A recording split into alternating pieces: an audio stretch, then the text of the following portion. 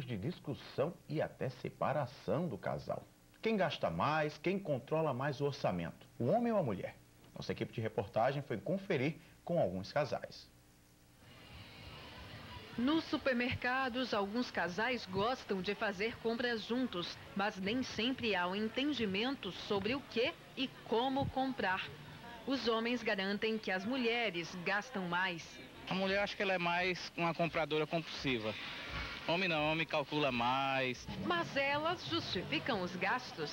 A mulher, ela gasta com um todo, né? Ela se preocupa com detalhe de filho, coisa que o homem já não vê, esses detalhezinhos. Detalhe de casa, detalhes, né? Decoração. E essa coisa o homem não vê, né? Com certeza, a dona de casa, que é uma mulher sábia, tem que edificar a casa acima de todas as coisas, né? André e a mulher colocam tudo na ponta do lápis. Só depois de pesquisar entre supermercados, o casal faz as compras do mês.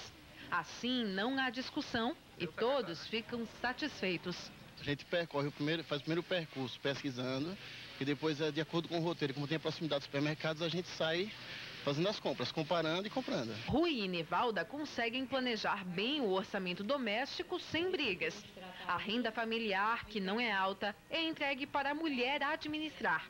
E sem desconfiança. Aqui em casa tudo é conversado, desde a mais nova com a mais velha, que todo mundo sente e conversa e dá sua opinião. Quando há um investimento maior a ser feito, todos se reúnem para discutir a melhor forma de fazê-lo sem descontrole.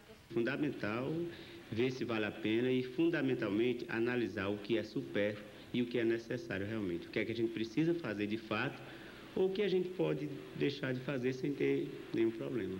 Rui e Nivalda seguem exatamente o que orienta esta psicóloga: ter diálogo, já que homens e mulheres se comportam de formas diferentes na hora de gastar. Quando casa, não é mais a minha conta, sua conta, nossa conta. Então, se um gasta do lado e o outro gasta do outro, vai perder o controle dos gastos, né? E existe até casamentos que são desfeitos por conta disso, né? Por desorganização financeira. Olha aí o risco. A gente viu aí na reportagem como alguns casais se comportam quando o assunto é orçamento doméstico. Então, para ampliar esse debate, a gente juntou um outro casal e uma economista. A repórter Beatriz Azevedo conversa ao vivo com esse grupo. Vamos então falar com ela. Boa tarde, Beatriz. Como é que esse pessoal aí convive com essa questão renda familiar? Olha só, estava conversando aqui com a economista Tereza Kelly e ela concordou num ponto. Esse casal daqui é exemplo no que se diz respeito aí a gasto, a orçamento familiar, não é? De fato, Beatriz, esse casal é um exemplo a ser seguido. Eles têm controle orçamentário, eles têm um planejamento. Efetivamente, é um bom casal para a gente estar colocando como exemplo para todo mundo, porque eles têm diálogo que é fundamental, né? Até porque, bem como colocou a psicóloga, passa a ser a nossa conta, as nossas despesas. Então, isso realmente foi muito bom. E eles já têm uma boa noção de planejamento financeiro. Então a gente vai conversar agora com o seu Cícero, que ele tem um orçamento ali, ele tem um dinheiro dele fixo, ele é militar, aposentado, então é um saláriozinho fixo que ele tem que contar todo mês. Seu Cícero, mas o senhor tem dúvida também, né? Apesar do exemplo todo aí do casal, do orçamento de vocês, qual é a dúvida? Olha, a minha dúvida, eu queria uma explicação da economista Tereza, que ela fala assim, eu tenho uma conta conjunta com a minha esposa. Diante de um conflito, o que é que você sugere? Olha só, a primeira questão é diálogo, né? E esse conflito é de quê? É de recursos, né? É por quê? Uma dívida? É uma coisa que se quer comprar? Se for uma dívida, prioritariamente vai ter razão aquele que quer sanar a dívida. Porque dívida é juros, e juros é uma coisa alta. Com essa perspectiva de aumento de inflação agora, a gente tem que ter muito cuidado. Então, realmente, se o casal está brigando por uma dívida, tem razão aquele que quer pagar a dívida, né? Agora, se for para um investimento, eu acho que é um bom consenso, porque investimento, como o próprio nome está dizendo, é uma coisa que pode ser feita com planejamento a longo prazo. Então, o que a gente orienta é, se for gasto, minimizar. Se for investimento, planejar. E agora também a gente vai conversar com a dona Wanda, vamos passar o microfone para ela. Dona Wanda, a senhora falava também de conta conjunta, estava conversando um pouquinho com o economista. Qual é a dúvida da senhora? Bom, a dúvida a respeito assim de os gastos, as compras em cartão, parcelado, à vista, qual seria a melhor opção? Tá, ok. Então, a palavra é da Tereza Kelly. Olha, parcelado só se fossem juros. teve juros, esqueçamos, tá, gente? Juros não se paga para parcelamento. Juros só quando acontece alguma coisa assim que foi um fortuito, que nós não tínhamos como planejar. Mas se foi compra, se foi consumo, principalmente na feira, gente, tenhamos muito cuidado. Os preços dos alimentos estão aumentando muito. Então, cuidado com essa história de dividir, né? Então, dividiu, teve juros, não. E tem mais uma coisinha também, que nós conversávamos aqui no intervalo, que eu acho que é bem interessante a gente colocar.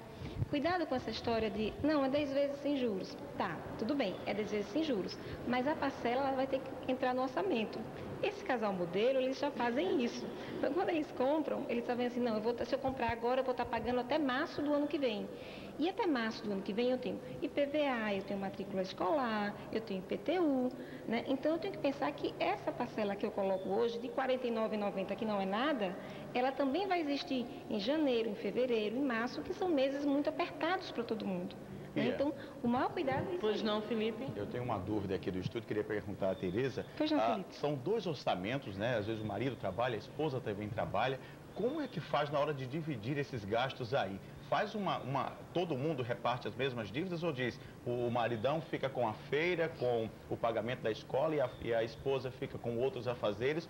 Ou os afazeres são comuns a todos? Como é que faz para planejar Ou isso? então, né, Felipe, complementando aí, depende do salário de que cada um ganha. Olha, o ideal é exatamente isso, a gente partir do pressuposto de quanto é que eu ganho, quanto é que você ganha, né? Até porque, infelizmente, o mercado de trabalho, ele é muito, digamos assim, desleal para com as mulheres. Mesmo que as mulheres apresentando um nível de escolaridade maior, em média, elas recebem 30% a menos, ocupando os mesmos cargos.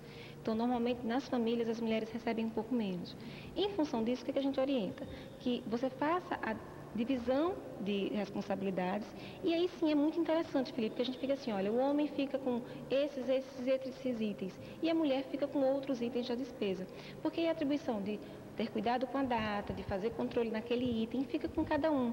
Então você minimiza muito, assim, confrontos, e é mais fácil você dialogar. Isso é uma boa alternativa. Olha que a Tereza Kelly deu uma opção que eu não tinha pensado ainda. Ela disse, inclusive, em abrir uma terceira conta. Como é que funciona isso?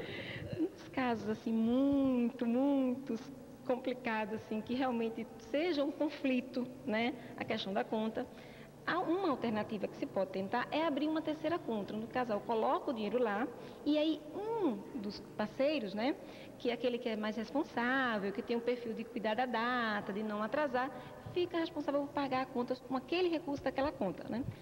Porque uma das coisas que a gente observa é que o homem normalmente esquece data de pagamento, né? Então, normalmente é mais fácil você colocar, centralizar em uma mulher pagando as contas. Eu tenho também uma outra dúvida, Bia, antes de passar aí para o casal convidado, Tereza. A gente tem aí um questionamento. Algumas pessoas, os homens gostam, por exemplo, de fazer academia, de jogar o futebol, de ir no barzinho tomar um chopp. A mulher gosta de ir no salão de beleza, tem os gastos com compra de sapato, bolsa, roupa. E às vezes o homem reclama e a mulher reclama também dos gastos do homem. Como é que a gente combina isso daí?